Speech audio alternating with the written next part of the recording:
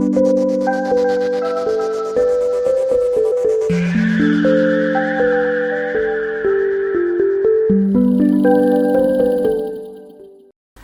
мэцхан өрхөм үзэгчтэй та бүхний орой мэндийг айлтгая. Дорн телевизийн бодит өнцөг ярилцлагын цаг эхлэж байна. Тэгэхээр манай өнөөдрийн бодит өнцөг ярилцлагын цагийн зочноор төрийн аудитын газрын дарга тэргүүлэх аудитор Болортул оролцож байгаа юм аа. Тэгэхээр ерөнхийдөө иргэдийн хувьд бол аудитын тухай ойлголт бол төдийлөн бас юм сайн биш, дээрс нээлттэй биш гэж би бол хувьдаа бодож байгаа. Тэгэхээр ер нь аудитын энэ байгууллага маань одоо хэдэн төрлийн аудитыг ямар хугацаанд хизээ хийдгийг, энэ нь одоо ямар үр дүнд дагуулдгийг, иргэдэд одоо ямар үр өгөөжтэй юм бэ гэдэг талаас нь та мэдээлэл өгөөч. За ер нь бол төрийн аудитын байгууллага бол төрийн аудитын тухай хуулиар хүлээсэн чиг үүргийн дагуу 3 төрлийн аудитыг хийдэг. За санхүүгийн тайлангийн аудит, гүйцэтгэлийн аудит, нийцлийн аудит гэсэн 3 төрлийн аудитыг хийдэг.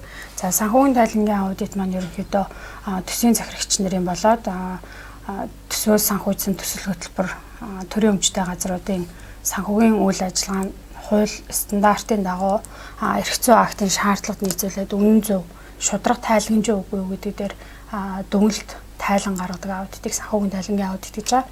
За гүйцэтгэлийн аудит маань бол тухайн одоо байгууллага, за өмчит газар, за төсөл хөтөлбөрүүдийн за үйл ажиллагааны үр дүнтэй, үр ашигтай, аривлын хэмнэлттэй байна уу гэдэг дээр аудит хийж бас дүгнэлт тайлан гаргадаг байгаа.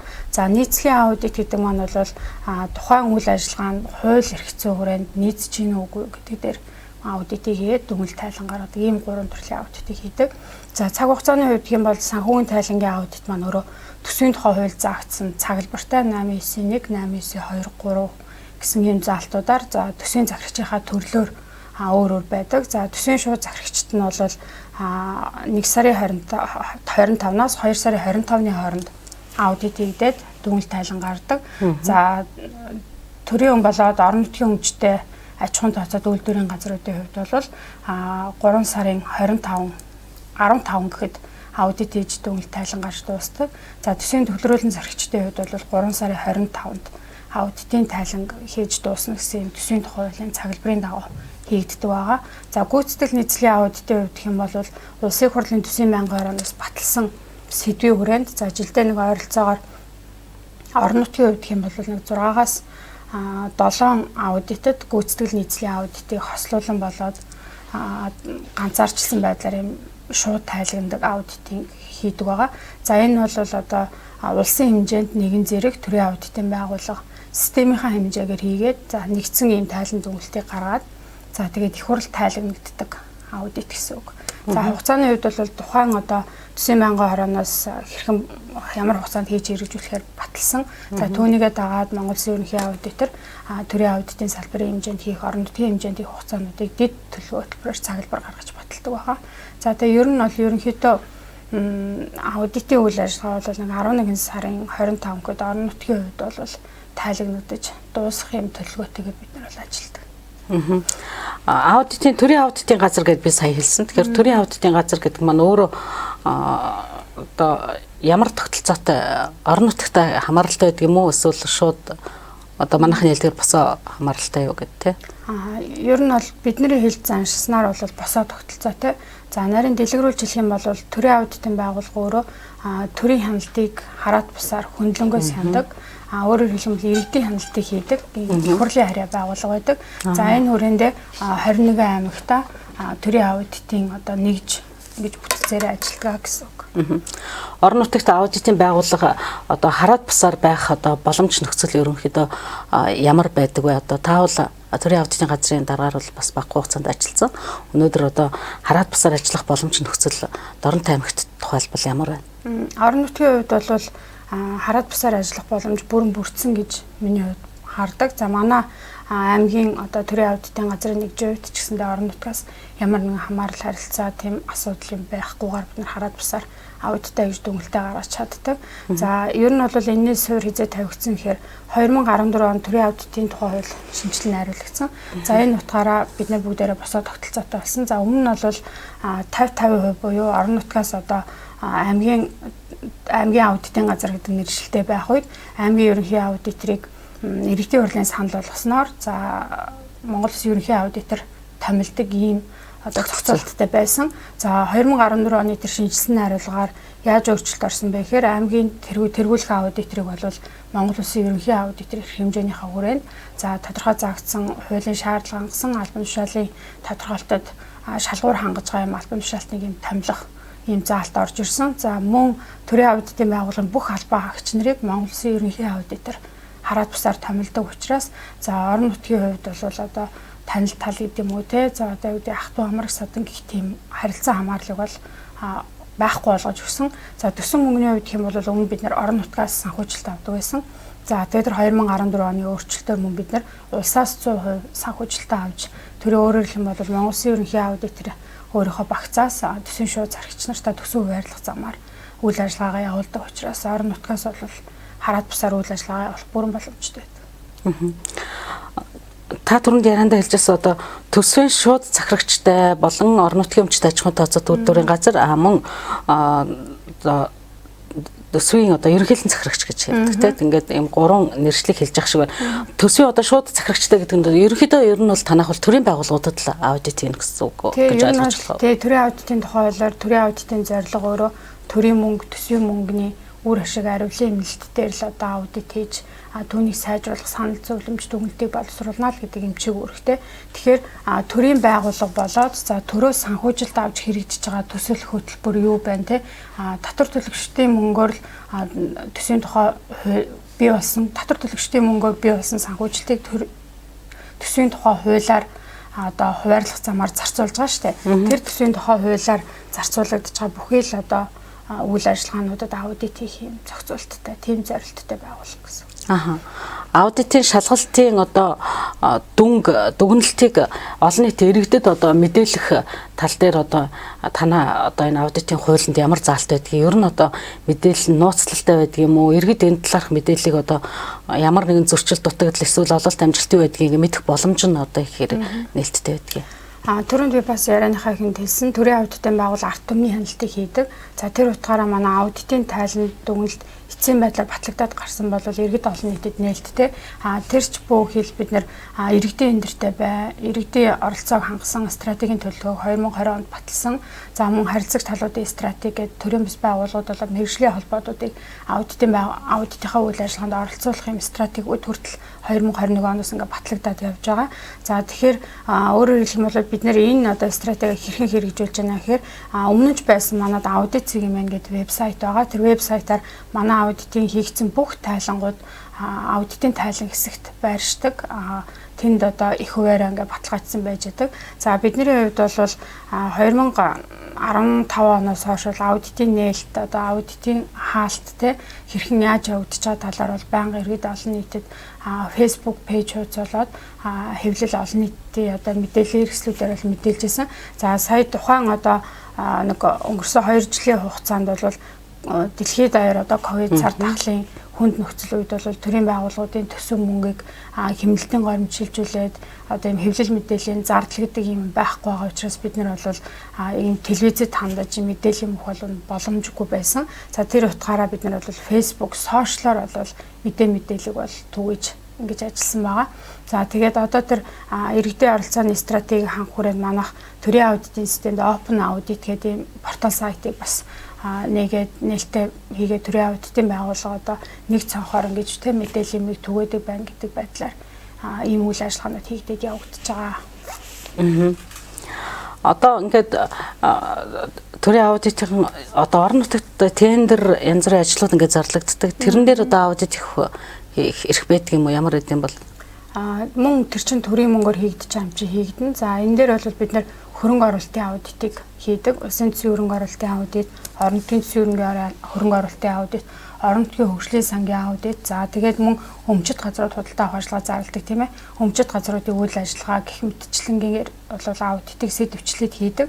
За яг одоо бол манад улс орон нутгийн төсвийн хөрөнгө оруулалтын аудит бол хийгдээд бид нар нээлттэй бас хийсэн. Одоо ингээд сумдуудаараа хөрөнгө оруулалтын үйл ажиллагаа хэрхэн ямар үр дүнтэй явагдаж байгаа гэдэг гүйцэтгэлийн үе шатны ажил бол хийгдээд явагдаж байгаа.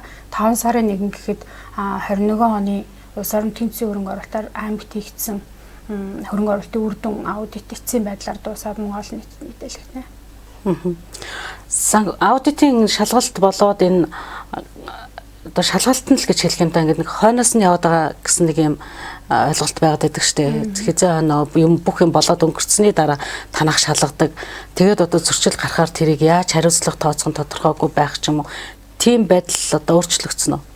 Яг хоёр нь багаар өөрчлөгдөж байгаа. Real time audit гэдэг яг одоо цагийн аудитуудыг бол төрийн аудитын байгууллага ковидын цаг үеэс хийж эхэлсэн. За өөрөөр хэлбэл нөгөө нэг хаалга нэг шинжилгээ гэдэг энэ засгийн газраас хэрэгжүүлсэн ковидын цаг үед бол манай үндэсний аудитын газраас real time аудитыг хийсэн. За яг тухайн одоо тэр үйл ажиллагаа явагдаж байхад нь зэрэг аудит хийгдээд явсан гэсэн. За мөн бид нар 2019 онд төсвийн тухай хуулийн хэрэгжилтэд бас real time аудитыг бүх төрлийн аудитын салбар нэгжүүдийн хэмжээнд бас мөн хийсэн. За энэ нь өөрөө бас нэлээд үр дүнтэй байсан. За тэгээ нэгэнт төрийн аудитын тухай хууль өөрөө юу гэж батлагдсан байдаг вэ гэхээр тухайн тасалбар болцсон үйл ажиллагаан дээр бид нэр үйл ажиллагаанаар үр дүнтэй байна уу үгүй юу санхүүгийн тайланг те хууль стандартын дагуу үнэн зөв тайлгнаж үгүй юу гэдэг юм эцсийн дууссан үйл ажиллагааны үр дүнг үнэлэх ер нь боломжтой шүү дээ. Яг тухайн цаг хугацаанд мэдээж алдаа оноо гарна тэрийг бол засаж залруулад ингээд тухайн үед нь явна. Үр дүн тооцох жоо бол аливаа үйл ажиллагаа эхлээд эцсийн бүтээгдэхүүн буюу дууссаны дараа л дүгнэлт гарах боломжтой гэдэг утгаараа бол аудитыг ингээд тухайн тасалбар болсны дараа хөтөлбөр байгуулгын үйл ажиллагаа дууссаны дараа үздэг. Хариуцлага тооцох асуудлын хувьд бол төрийн аудитын тухай өмнө нь 14 оны шинжилгээрээ хариуцлага тооцдог заалттай байсан. Сая 2020 оны 5 сарын 1-ээс мөн төрийн аудитын тухай шинжилгээ хариулагдаж батлагдаад хэрэгжиж явж байгаа. За энэ хуулийн дээр ч гэсэндээ мөн хариуцлага тооцох заалтууд нь тодорхой орж ирсэн байгаа. Тэгээд өөрөөр хэлэх юм бол одоо аудитын явцад алдаа зөрчил гаргасан бол акт албан шаардлага өгнө. За асуудлыг дахин давтан гаргаад байгаа. Эсвэл одоо хуулиар хүлээсэн үүргээ биелүүлэхгүй байгаа ийм тохиолдлуудад бол тухайн албан агчид сахилгын хариуцлага тооцох мөн ажлаас халах хүртэл хариуцлага тооцоолох саналыг бид нар эрх бүхий дэжитний албан тушаалтанд нь хөргүүлдэг тийм зохицуулалттай. Яг ингээд жил ирэх тусам одоо санхүүгийн аудитын гэдэг юм уу, ер нь санхүү төсөвтэй холбоотой хууль өөрчлөгдөж, шинжлэгдээд ингээд яваад байгаа учраас одоо санхүүгийн сахилга бат гэдэг юм уу одоо зөрчил дутагдал буурчаа одоо дүрдэх байна уу? За ер нь бол одоо би бас яг энэ 2022 онд хийсэн 2021 оны аймгийн санхүүгийн тайлангийн аудитын үр дүнгээс бас мэдээлье гэж бодож байгаа. За энэ байдлаас бол харахад түрүү одоо 2021 онд бидний хийсэн 2020 оны санхүүгийн үйл ажиллагааг энэ онд хийсэн 21 оны үйл ажиллагаатай харьцуулаад үзэхээр алдаа зөрчлийн хувьд 3 дахин буурсан үзүүлэлттэй харагдаж байгаа. За энэ нь өөрөө ямар одоо асуудлаас болоод алдаа зөрчлөөс болоод тий буурсан тухайн одоо өмнө онд одоо өссөн харагдаж байна гэхээр шилэн дансны санхүүгийн тайлангийн аудитыг бид нар бас нийцлийн аудиттай хавсруулан хийя, хамтдагын хийя гэдэг байдлаар 2021 оноос санхүүгийн тайлангийн аудитыг нийцэлтэй хамт одоо нийлүүлж хийсэн. За энэ хүрээнд шилэн дансны тухай хуулийн хэрэгжилтийг хамруулж үзэхэд төсвийн байгууллагууд маань шилэн дансны мэдээлэлээ төсөв захирагч маань хуулийн хугацаанд үнэн зөв мэдээлдэг асуудал маш хангалтгүй байсан. За энэ хүрээнд бид нэр тухайн өгөөг мэдээлэл хангалтгүй байсан газар болгон дээр 2021 онд албан шаардлага өгч алдаа зөрчлийг тасн зогсоогоо цаашид гарахгүй байх албан шаардлага хөрвүүлснээр энэ жилийн хувьд алдаа зөрчил нэлээд буурсан. Тэм учраас нийт түнд 3 дахин багассан гэдэг нөлөөллийг бол шилэн дансны нийт дүн бол эзэлж байгаа. За бусад алдаа зөрчлийн хувьд бол нэгт яг санхүүгийн холбогдлолтой одоо юу гэдэг нь те хууль гэхээсээ илүүтэйгээр засгийн газрын тогтоолын эрх зүйн одоо зохицуултууд бол шинээр гарч байна. Өөрөөр хэлбэл ковидын цаг үед засгийн газрын 2021 оны 43 дугаар тогтоолыг зарим зардал тэмнэлтийг одоо үүсгэж ажиллаа гэдэг энэ тогтоол гарч байна тий. За тэгээд түүнийг одоо нэгэн төсөв батлагдсанаас хойш гарч байгаа үед хэрхэн яаж зарцуулах юм? Төсөв батлагдчихад байхад гинт төсвийг одоо тандаг тий. Дээрээс одоо хуваарлтыг багасгадаг ч гэдэг юм уу. За ийм асуудлууд нөлөөлж байгаа. За мөн дээр нь төрийн албыг бас нэг хүн л хийж байгаа юм болохоор маш их юм одоо хүний нөөцийг хөдөлгөөн нөлөөлд юм байна гэдэг юм бид нар дүгнэлтэнд хүрээд байгаа. Одоо юу гэдэг санхүүгийн ажиллангууд тэтгэвртэй гараад тэр хэмжээгээрээ залуу хүн оронгууд тэр хүн тэтгэвртэй гарсан хүний гаргадаг байсан алдааг мэдхгүй учраас дахиад тэр алдаа давтагтаал гараад идэг. Тэгэхээр нэг 5 жилийн циклтэйгээр бол ер нь алдааны одоо шинж чанараараа бол ингээд эргэлдээд байт юм байна гэдэг юм бол төгөлтөнд төрсөн бид нар бас хараад байгаа тийм. Санхүүгийн ажилтан одоо эсвэл дарга удирдлагаас шалтгаалж одоо санхүүгийн ажилтан одоо мэдээж жилээс би нэг аудитын шалгалтанд орондоо гэдэг ингээд ажиллаа ингээд хийгээ явж явах явцад дарга удирдлагуудаас бас нэг яалтчгүй ч гэдэг юм уу эсвэл одоо дарга удирдлагуудын нөгөө мэдлэг бас дутуугаас ийм алдаа зурчил гарсан юмнууд бол байх бах те. Байна. Одоо нөгөө амьдрал хэмжиндээ гэдэг шиг санаатай санамсаргүй тийм алдаанууд байна. Одоо аудитын шалгалтыг би ингээд бодлоо л одоо юу гэдэг хэмнэлттэй ажиллаа гэдэг ийм шаардлагыг тавьдаг ийм одоо шалгалт юм уу эсвэл танаа байгууллага тийм юм уу эсвэл бол үр дүнтэй зарцуулалтад илүү одоо анхаарч ажилладаг байгууллага юм уу? Төрөний хэлсэн нөгөө аудитын төрөл байгаа. Төрлөөсөө шалтгаалаад төрийн аудитын байгууллага бол аудитын дээд байгууллагын олон улсын стандартын дагуу одоо интосод гишүүнчлэлтэй ийм одоо бүх улсад байдаг төрийн хөндлөнгийн хараад бас хяналтын байгууллагын үйл ажиллагаа өөрөөр хэлэх юм бол үе шат бүр стандартчлагдсан гэсэн. За тэр утгаараа 3 төрлийн аудит байна. 3 тусдаа стандарттай. За тэгээд таны асууад байгаа одоо аривлан хэмнээ үр дүнтэй бай гэдэг аудитыг бол гүйцэтгэлийн аудитаар үздэг. Түрүүнд хэлсэн тийм ээ өөрөөр хэлбэл хөрөнгө оруулалт дээр хийж болж байна. За энэ одоо аймаг орон нутагт хэрэгжээд байгаа хөрөнгө оруулалт нь үр дүнтэй мүү, аривлан хэмнэлттэй байсан юм уу гэдэг дээр бол гүйцэтгэлийн аудит хийгээд байгаа. За тэр санхүү гэдэг асуудал бол ерөөсөө л тэр санхүүгийн санаатай санамсаргүй тийм энийг өөрөө л стандартаар бол материалыг бус алдаа гэж нэрлэдэг л дээ.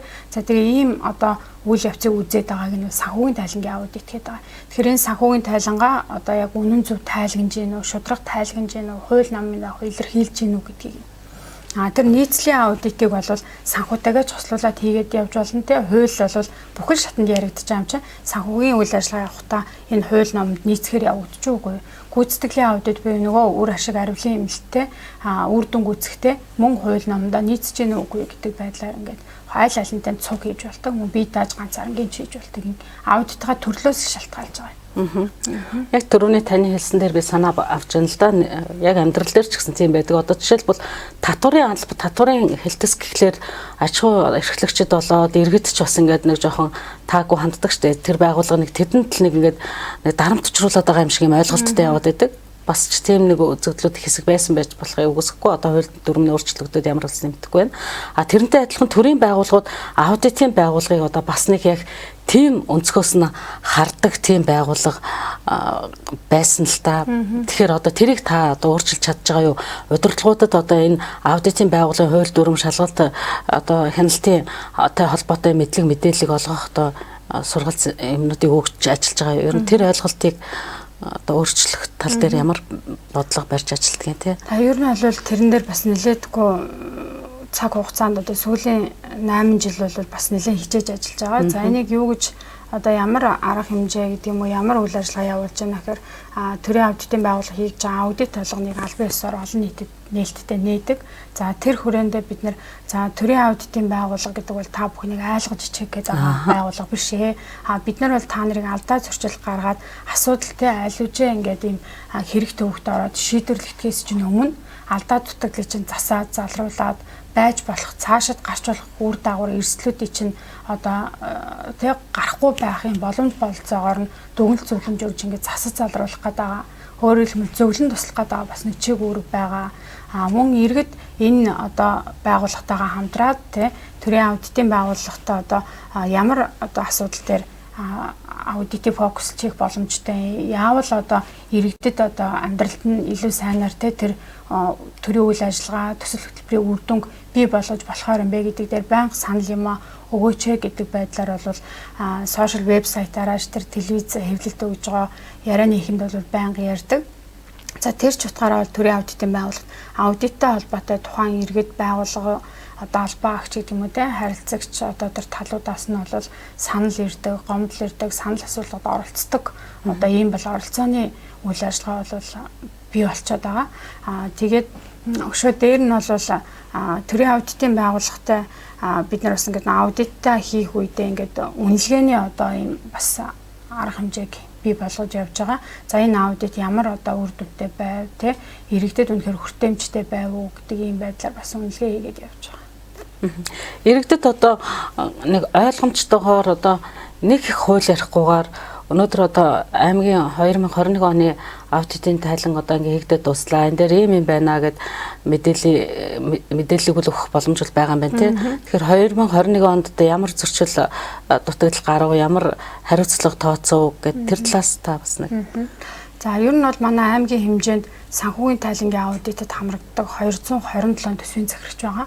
Өөрөөр хэлбэл 227 одоо ийм нэгжид төрийн аудитын байгууллага санхүүгийн тайлангийн аудитыг сая 1 сарын 25-наас 3 сарын 25-ны хүртэл 2 сарын хугацаанд хийж гүйцэтгсэн гэсэн. За энэ хугацаанд бол бид нэр 188 байгууллагт бол бидаас нь санал дүгнэлтийг гаргаад байна. Аудитыг хийгээд за 37 төсвийн захирагчийг нь бол төвөрт хамруулсан.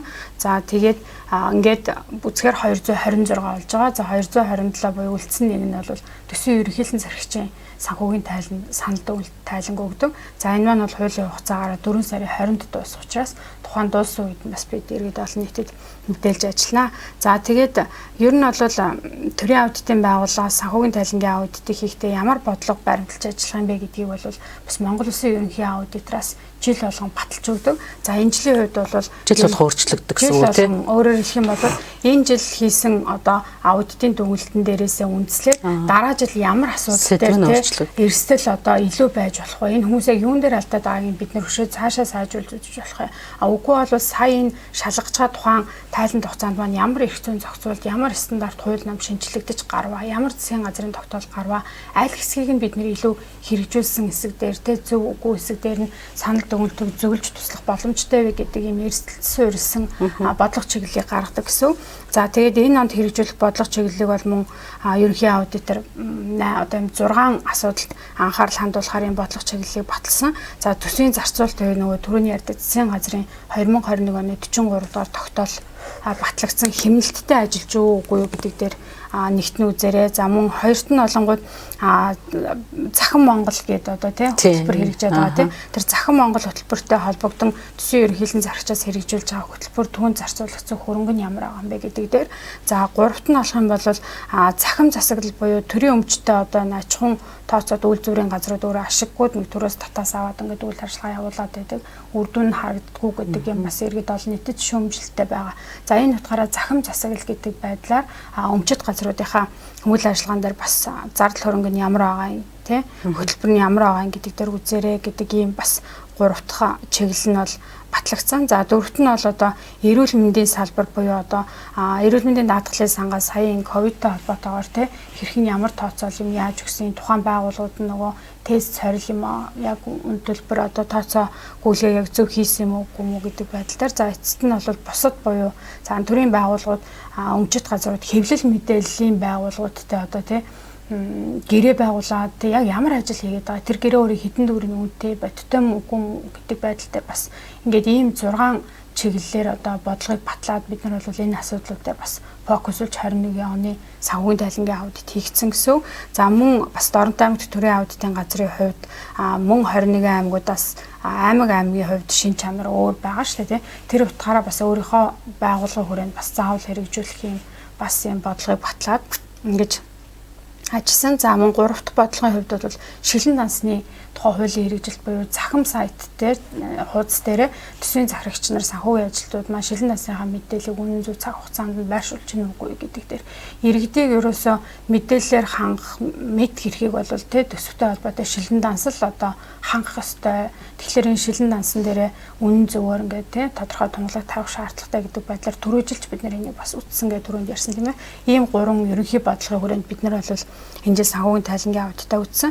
За тэгээ нийт одоо бидаас нь дүгнэлт гаргасан 108 төсвийн зархичийн хувьд бол 184 байгууллага нь зөрчилгүй буюу стандарт санал дүгнэлтийг авсан. За зөрчилгүй гэхээр тэр 184 байгууллага ямар ч алдаа зөрчилгүй гэсэн утга агуулга бол биш. Би түрүүндээс стандартаар бид нар үйл ажиллагаа явуулдаг.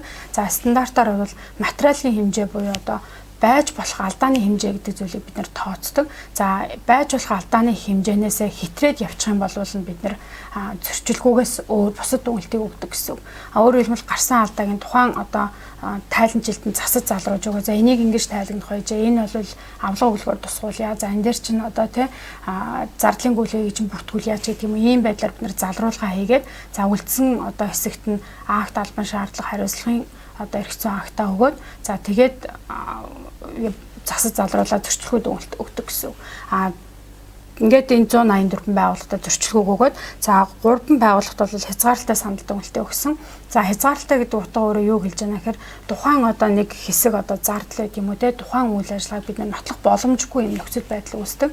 Түрүүнд анхаа одоо нэг анзаарсан бол 2 сарын хугацаанд бид нэр 184 байгууллагт аудит хийн гэдэг бол асар бас нөгөө би одоо хүнд гэдэг юм уу те хэцүүлтэй те бид нар бол нэг олон жилийн туршлага нөгөө хүний нөөц програмын тусламжтайгаар л эний чинь одоо хуулийн хугацаанд хийх гэж одоо ингэж хичээж чармааж ажиллаж байгаа гэсэн үг шүү дээ. За тэр утгаараа хязгаарлалтай санал дүгнэлт бол тухайн тайланд одоо энэ аудит хийж байгаа хугацаанд энэ хэсгийг бол бид нар нотолж чадахгүй юм байна. Зөв буруугаа шалгадагч байгууллагч өөрөө гаргаж ирч чадахгүй байна те бид нар ч одоо нотлох боломжгүй байна гэдэг байдлаар хязгаарлаа тэр хэсгийг хязгаарлаа бусд нь бол үнэн зөв гэсэн утгыг илэрхийлдэг. За татгалзсан санал дүгнэлтнийг өгсөн. За энэ бол өөрөө юу хэлж байгаа гэхээр ямар ч тийм дүгнэлт гарах боломжгүй бүх үйл ажиллагаа нь хууль намын дагуу явагдаагүй, нэг замраагүй, үнэн зөв хэсэг аль алийг нь үзэж харах боломжгүй ийм тохиолдолд бол бид нар татгалздаг. За өшөө нэг ийм татгалзсан дүгнэлтийг бол нэг байгууллага авсан. За тэгээд өөр сөрөг санал дүгнэлт буюу зөрчилтэй санал дүгнэлтийг бол бид нар бас өгдөг. Энэ бол одоо нөгөө түрүүний ярьсан материалаас давсан алдаа зөрчилтэй тэрийг нь бид нар нотолж чадсан тохиолдолд өгдөг. За яг ийм зөрчилгүй гэдэг санал дүгнэлтийг бол авсан байгууллага 21 оны хувьд бол байхгүй гэсэн үг. За тэгээд 188 байгууллагын маань хувьд бол 153 төсвийн шууд зарагч байсан. За тэгээд 21 нь төрийн болоод орон нутгийн өмчтэй аж ахуйн тооцоод үйлдвэрийн газрууд байсан. За тэгээд 14 нь бол төсвийн төлрүүлэн зарагч буюу 14 сумын маань одоо нэгтгсэн засаг даргын тайлан гэсэн үг ийм байсан. За тэгээд нийт илэрс энэ одоо 188 буюу 226 нэгжийг төсөв зарагчаар хамруулсан аудитаараа бол бид нэр 22.8 тэрбум төгрөгийн алдаа зөрчлийг илрүүлсэн. За үүнээс 2.9 тэрбумыг бол тухайн аудитын явцад залруулад тайланд нь тусгуулсан. За 52.5 саяд нь бол төлбөрийн акт тогтоосон. За тэгээ 14.2 тэрбум төгрөгт нь бол албан шаардлага өгсөн. За албан шаардлага гэдэг бол өөрөө алдаа зөрчлийг таслан зогсоогоод дахиж энэ алдаа зөрчлийг гаргахыг бол хүлээн зөвшөөрөхгүй гэдэг ийм байдлаар өгөгдөж байгаа эрх зүйн зохицуулт. За тэгээ 5.7 тэрбумд нь бол зөвлөмж өгч ажилласан байгаа. За тэгээ ерөнхийдөө нийтлэг ямар алдаа зөрчилтэй төсвийн зарагч нарт маань гараад байна гэд харахаар энэ санхүүгийн тайлангийн аудитор нь бараа материалыг ерөнхийдөө ингээд орлого авахгүйгээр шууд зардалд бүртгэдэг ийм асуудлууд давхар бичлэлт хийхгүй байна. Эсвэл өөрөөр хэлбэл нэгтлэн бот бүртгэлийн тухай хуулийн дагуу санхүүгийн тайланг хөтлөхгүй илэрхийлж тайлгнахгүй байна гэсэн. За мөн дансны өглөг авлагыг бол тооцоо нийлсэн актаар баталгаажуулж тайлан тусах хэрэгтэй. Өөрөөр хэлбэл бид татвар 4.5 сая төгрөгийн өглөгтэй гэд тайлан баланстай бол тэрийг татвараас за манайхын А байгууллага 4.5 сая төгрөгийн энднийхээс авах ёстой шүү тооцоо дутуу байгаа гэдэг ийм тооцоо нийлсэн тамга тэмдэгтэй акт авах хэрэгтэй. За ийм юмгүйгээр тайлан тусгаад байна гэдэг чинь үнэн хэсэг худлаа хэсэг нь нотлогдохгүй байна гэсэн. За ийм асуудлууд бас нийтлэг гараад байна. За мөн худалдаа авалтын нөгөө и баримт буюу нотийн баримтыг одоо төрийн байгууллагууд маань авсан үйл ажиллагаанда бөөн дүнгээр нь аваад байна. За одоо юу гэдгийг А компаниас одоо хүнсний материал авсан тий нэг цэцэрлэг байлаа гэж бодъё л да. Тэгвэл тэр одоо аль нь одоо сүүийн тий аль нь одоо элсэн чихрийн ч гэдэг юм уу ийм байх хэвээр хэдэн төгрөгийн нэг жин үнээрээ тоош ирэхээр агтл бөөн дүнгээр аваад байгаа учраас тэрийг үнэн худлаа бас нотлох боломжгүй болчихж байгаа. За хууль ном дээрээ ч угаасаа нэр юугаар нь авах хэвээр нотийн баримтыг. За ийм асуудал бас нэлээд гараад байна. За өмнө нь бол огт энэ нотийн баримтыг авахгүйгээр тайлангаа гаргадаг байсныг бол бид нар 3 жилийн өмнөөс нотийн баримтыг авах хэвээр шигүүлэх хэвээр гэдэг байдлаар албан шаардлага өгж байгаад энэ бол одоо авж гин гэхдээ шаардлага хангахгүй байна. Тийм нөгөө хуураад байгаа юм шиг асуудал хүн сэтгэлийг төрүүлээд байна шүү дээ. За дараагийн нэг асуудал бол бараа материал болоод хөрөнгөө тоолохгүйгээр тайлан балансыг гаргаад байна. Өнөөдөр одоо юу гэдэг жил жилээрээ тухайн байгууллагт хөрөнгө нэвдрээд агтлаад тий ашиглахгүй болж л байгаа. Жилээр хөрөнгө мөнгө хэрэгцээ шаардлага нэмэгдэж л байгаа. Гэтэл өнөөдөр энийг тайлан балансанда яг бүртгэсэн юм уу? За энийг агтлсан юм уу, хассан юм уу гэдэг чи юу нотолдог вэ гэхээр байгууллага болгонд байгаа одоо нөгөө хөрөнгийн одоо тоолдог, бүртгэдэг ийм юу комисс байх хэвээр. Тэр одоо юугаараа төсвийн захирагч маань тушаалаа гаргаад хөрөнгөө тоолуулаад тэгээ аль бие усны мөн тэдний үлдсэн акттай хөрөнгийн тоолгын бүртгэлтэйгээр тайлан балансыг гаргах хэрэгтэй байдаг. Ийм юмгүйгээр бас хөрөнгийг гаргаад байна. Тайлан гаргаад байна. Тэгэхээр үнэн худлаа бас нотлох боломжгүй ийм асуудал алдаад болоод ороод ирчихэ. За түрүүнд ярьсан шилэн насны захим хуудастай бол бас мэдээлэх асуудал маань өмнөх оноос сайжирсан хэдий ч яг цаг хугацаанд яг одоо шаардлага хангасан юм дэлгэрэнгүй байдлаар мэдээлэх одоо мөн юм маань тутмаг байна гэж бид нар бас энэ алдаа зөрчлийг илрүүлээд байгаа. За мөн захирааны хэмжээгээр тогтоосон акт одоо засгийн газрын тогтоолуудын хэрэгжилт мөн хангалтгүй байгаа даа гэж үзэж байгаа. Түрүүний ярьдаг засгийн газрын 43-аар хэмнэлтийг үүсгэж ажиллах хэрэгтэй, тэрнтэй холбогдсон арга хэмжээ авах хэрэгтэй.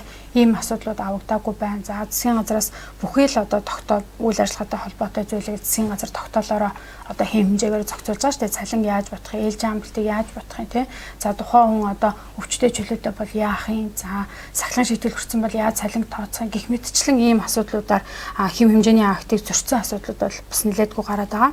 За мөн тайландаа огт үйл ажиллагаа явуулаагүй түрүүнд нөгөө ерөнхий аудиторын баталсан бодлого дээр засаглал гэдгийг ярьсан тийм ээ. Тэр утгаараа өмчит газруудын маань бас засаглал ямар байна гэдэгтээ бид нар үтсэн. За 14 суманд маань орон нутгийн хөгжлийн сантай холбогдуулаад бий болсон өмчит газрууд байдаг. Өөрөөр хэлбэл орон нутгийн хөгжлийн сангаар бий болсон хөрөнгийн ашиглалт хамгаалтан дээр үйл ажиллагаагаа түшиглэн явуулдаг ийм аж ахуйн тооцоотой газрууд бий болсон. За энэ газруудаас маань огт үйл ажиллагаа явуулаагүй жишээ нэг одоо аж ахуйн тооцоод газар байгаад байгаа. За тэгээ нэгдүгээр гарын үсэг зурх буюу өмчит газрын даргаыг нь одоо за энэ доржима дулмаа аймаа гэдгийг хэрэгцээ актаар тодорхойлоогүй юм дөрвөн одоо аж ахуй нэгж байна гэсэн үг. Тэгэхээр өөрөөр хэлбэл тэр байгууллагыг одоо төлөөлөх хэрэгцээ субъектгүйгээр ингээд үйл ажиллагаа төсөв мөнгөний захируулаад яваад байна гэсэн зүйл харагдаад байгаа. Тэгэхээр энэ алдаа зөрчлийг бол бид нараас асуудлыг шийдвэрлэх юм албан шаардлага хөргүүлж очсон. За мөн сум хөгжлийн сангаас болвол иргэдийг одоо орлоготой байлгая тий ажлын байртай байлгая гэдэг ийм одоо зорилгоор 14 сумаас 14-нгээс нь зээл олгож байгаа. Маш бага 3% хүүтэй жилд тийм ээ. За энэ зээлийн иргэн төлөлт маань бол бас зээлийн иргэн төлөлт маань бас хангалтгүй байна. Хугацаанд төлөгдөхгүй байна гэдэг юм алдаа зөрчил байгаа. Энэ бол гэхдээ өнөөдөр гараад ирсэн биш. Бид нэр 2016 онд сум хөгжлийн сан дээр нийцлийн аудитыг зөвхөн тэдний сэдвчилсэн гэсэн үг шүү дээ. Хийж илсэн жил болгоны сум хөгжлийн сан санхүү талангийн аудитаар авч үздэг. За тэгээ энэ хугацаа хоцорсон зээлийн үетэй иргэдэд бол тэ шүүхэд хандаа гэдэг бид нар юм албан шаардлагыг одоо сумд бол харьцангуй шүүхэд өгөөд шүүхийн захирамж гаргуулад ажилтсан байгаа даа. Одоо юу дутуу байна гэхээр нөгөө заавал ингэж уулна ингээл те аудит ороод энэ А Б-г заалгах биш. Тэр чинь хуультай, журамтай юм чиндээ хуулиар хүлээсэн үүргээ засаг дараа нар хэрэгжүүлээд явах хэрэгтэй. Одоо энэ засаг дараа нар гэтэл тэгэл шүүгэн шийдвэр гаргаад орхичдаг. Гэтэл нэг шийдвэр гарцсан тэр хүн шийдвэрээ биелүүлэхгүй авал шүүгэн шийдвэр гүйцэтгэлийн газар гэж бас байна штэ. Тэдний дөгөө шийдвэр гүйцэтгэлээр одоо ингээд энийгээ гүйцэтгүүлээ гэдээ одоо энэ жил ингээд өөрөөр хэлбэл ингээд жил болгоно нэг үйлдлийн детальчлаад өгвөл хизээ энэ сум хөгжлийн сан үр дүнгээ өгч хизээ очих хэвээр иргэдтэй эргэлтийн өрнгийн эргэж сурдсаж те үр ашгаа өгөх гэдэг нь бас юм асуудалтай байгаа учраас энэ дээр нэлээд анхааруулаад бид нар 14 сумын нэгтгэл дээр бол өгсөн байгаа. За тэгээд алдаа зөрчлийн шийдвэрлэлтийн хувьд бол бид нар нийт 13 төсвийн захирагч нарт хариуцлага тооцоо тэгээ хуулиар хүлээсэн үүргээ биелүүлэхгүй байна. Тэгээ алдаа зөрчлийг давтан гаргаад байна гэдэг юм 13 төсвийн захирагчийг эрх бүхий томилох дээд албан тушаалтанд нь хариуцлага тооцоолохоор юм албан тушаалыг хөргүүлсэн, албан шаардлага хөргүүлсэн байгаа. За тэгээ манай төрийн аудитын тухай хуулиар бол яг энэ заалтаар албан шаардлагыг хүлээж авсан тэр эрх бүхий албан тушаалтан заавал манад хэрхэн ямар арга хэмжээ авсан бэ гэдгээ заавал хариу албан бичгээр мэдгдэх ёстой ийм заалттай байгаад байгаа. Төрийн аудитын газар гэхээр газар бол ерөнхийдөө миний одоо таны саяны ярианаас олгоод хахаар төсвийн одоо хөрөнгө мөнгийг төсвийг одоо сахилах баттай одоо мөрдөх тий сахилах баттай хөтлөх гэдэг юм уу. Дээрэс нь одоо тэрийг төсвийн мөнгийг үр дүнтэй зарцуулах тал дээр нь л илүү одоо нөгөө фокуслж ажилладаг байгууллага гэж ойлгож болох уу тий.